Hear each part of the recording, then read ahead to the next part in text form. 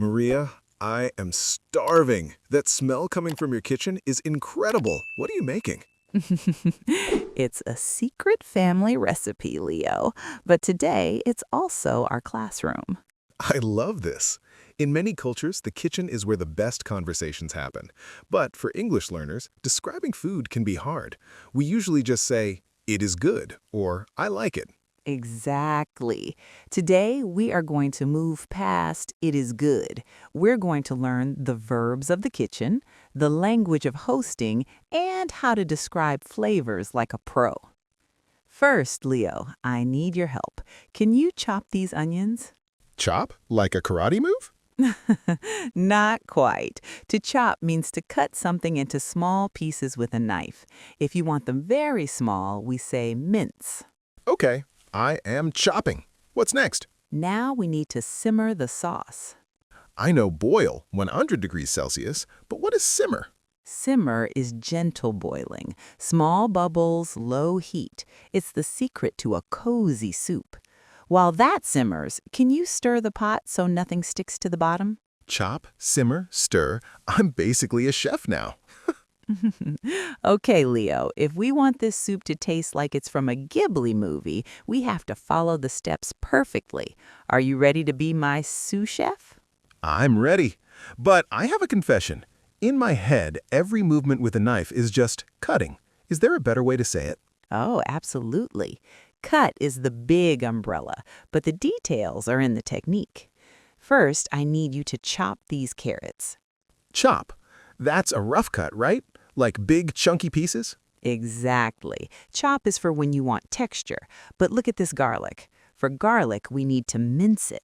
Mince? That sounds small. It's very small. When you mince, you keep cutting until the pieces are like tiny grains of sand. It releases all the flavor. Chop for chunks, mince for flavor. Got it. Now the pan is getting hot. What do I do with the onions? We are going to sauté them. Sauté. That sounds like a fancy French word. It is, but in English we use it all the time. It just means to cook something quickly in a little bit of oil or butter. You want to hear that sizzle sound. I love that sound. Okay, the onions are soft. Time for the water? Yes, add the water and turn up the heat until it boils. I know boil. Big bubbles, lots of steam, 100 degrees Celsius. Right, but we can't leave it on high heat or the vegetables will turn into mush. Once it starts boiling, turn the heat down so it simmers. Simmer. I remember you said that's gentle boiling. Exactly. Think of it like this. Boil is an angry ocean. Simmer is a quiet, hot spring. You should see tiny, lazy bubbles at the top. And while it simmers, I just stir? Yes, stir it occasionally. Use the wooden spoon to move the soup in a circle. It makes sure the heat is even and nothing burns at the bottom. Chop, mince, sauté, boil, simmer, and stir. Maria, my English vocabulary is getting as full as this pot. Now, imagine our friends are arriving. In English, being a good host is about making people feel at home. What's the first thing I should say when they walk through the door? Start with a warm welcome. Don't just say hello. Try, come on in, make yourself at home. Or, can I take your coat? I like make yourself at home. It sounds so cozy. What about drinks? Use the phrase, can I get you something to drink? Or help yourself to some water. Help yourself means you give them permission to serve themselves. It's very relaxed and friendly. And if I'm the guest? Always bring a hostess gift, a small bag of coffee, some flowers, or bread. When you give it, say, thank you for having me. This is for you. Okay, Leo, the soup is simmering, the bread is warm, and our guests are here. This is the moment where most people get nervous. What's the first thing you say when you open the door? Usually I say, hello, please enter my house. Oh, Leo, you sound like a vampire in a movie. Please enter is a bit too formal for a cozy dinner. We want to use warm openers. Okay, teach me. What should I say instead? Open the door wide, smile, and say, come on in. It's so good to see you. Come on in. It's like an invitation, right? Exactly. It's inviting and energetic. And then immediately help them with their things. Say, can I take your coat? Or you can put your bag right here. Can I take your coat? That's a great way to start moving. It breaks the ice. But then what? Do I just point at a chair? You use the magic phrase of English hosting, make yourself at home. I've heard that one, but it doesn't mean go clean my kitchen, does it? No, it means relax, as if this is your own house. You can also say, have a seat, or make yourself comfortable. Okay, so they're sitting down. Now I need to give them something to drink.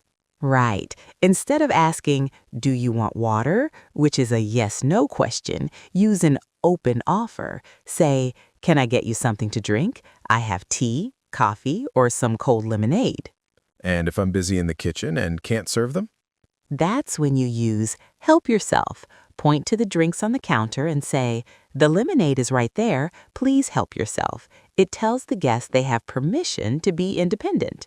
What about the guest? If I'm the guest, I don't want to walk in empty-handed. We call that a hostess gift. Even in a Ghibli movie, characters always bring something, a basket of eggs, a cake, or some flowers. When you hand it to the host, say, thank you for having me. This is just a little something for you. Thank you for having me. I love that. It's a very polite way to say thank you for the invitation. Exactly. Hosting isn't about having a perfect house, Leo. It's about using your words to say, I am happy you are here. Okay, the food is ready. We are sitting at the table. It tastes amazing.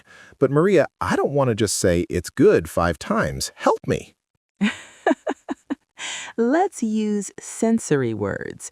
If it has a lot of herbs and spices, savory. If it has a lot of lemon, zesty or tangy. If the bread is fresh, crunchy or crusty.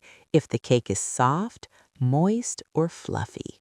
Maria, this soup is so savory, and the bread is perfectly crusty. How is that? Perfect. You sound like a food critic. Maria, this looks like a painting. I'm almost afraid to eat it.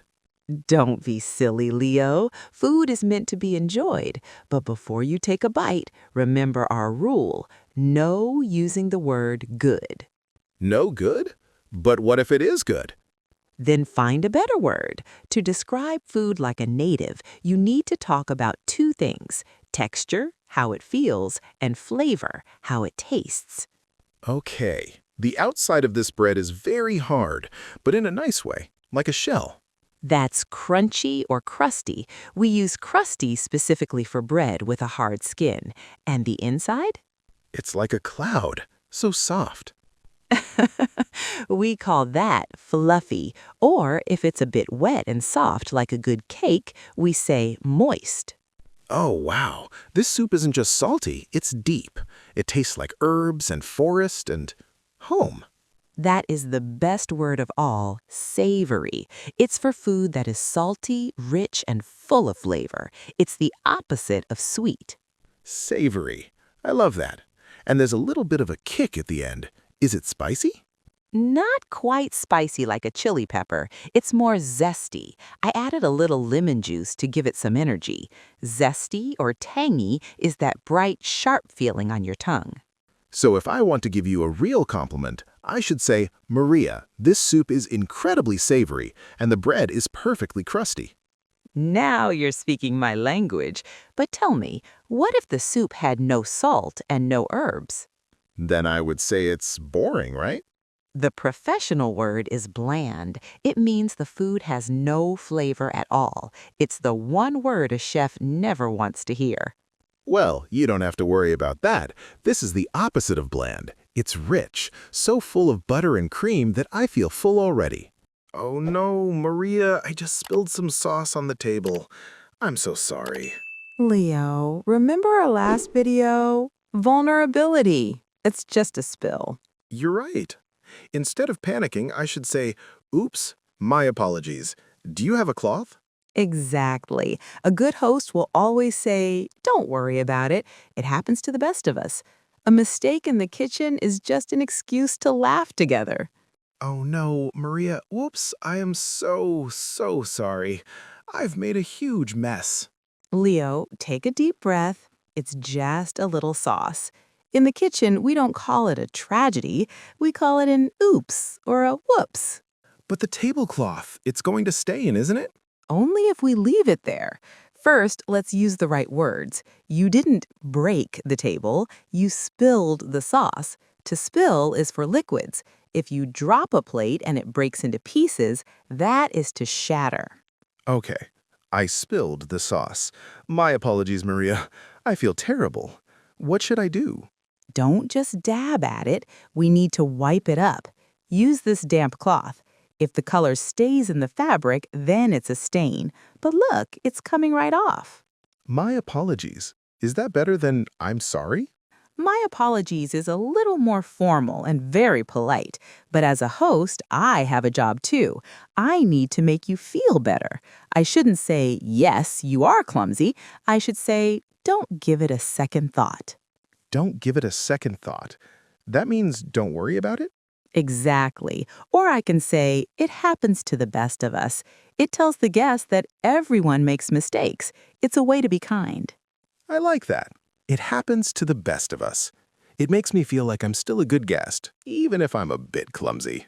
Exactly. A kitchen is for cooking, laughing, and sometimes spilling. The oops is part of the recipe. Leo, we use some very specific words today. Let's make sure our friends know exactly when to use them. Great idea. I'll give the situation, and you give the word. Okay, I'm cutting a potato into big, chunky squares for a soup. What am I doing? That is chop. It's rough and big. And if I'm cutting garlic into tiny, tiny little pieces? That is mince. Remember, chop for chunks, mince for tiny bits. The water is jumping out of the pot. It's 100 degrees. That is boil. But I want it to be quiet, just a few tiny bubbles at the bottom. Turn the heat down. Now it's simmering. Boil is loud, simmer is quiet. A guest arrives, and they look nervous. They're standing near the door. Tell them, make yourself at home. It's the magic key that tells them to relax. And if they ask for a cookie from the jar? Don't just give them one. Say, help yourself. It gives them permission to take whatever they want. I taste the soup. It has salt, pepper, herbs, and meat. It's not sweet, it's... Savory. It's that rich umami flavor. But what if I forgot the salt? What if it tastes like nothing? Then it's bland. If it's bland, it's boring. Oops, my juice fell out of the glass and onto the carpet. You spilled it. Quick, wipe it up before it becomes a stain. So the liquid on the floor is a spill, but the permanent mark on the carpet is a stain. Exactly. One is the accident, the other is the memory of the accident. Maria, I think I've learned more English at this dinner table than I did in 3 years of school. That's because you weren't just studying, Leo. You were connecting. Food and language do the same thing. They bring people together. You're right. When I say help yourself or make yourself at home, I'm not just using vocabulary, I'm opening my heart. Exactly. It doesn't matter if your grammar isn't perfect. If you can describe a savory soup or laugh about a spill, you are already a great communicator. So what's the final lesson for our friends today? The final lesson is this. Don't wait to be perfect to be a host. Invite someone over, chop some vegetables, simmer some tea, and most importantly, help yourself to a new conversation. Thank you for joining us in our kitchen today. This is the end of this video. Don't forget to like and subscribe to join Leo and Maria on our next adventure. Until next time, happy cooking! And happy speaking.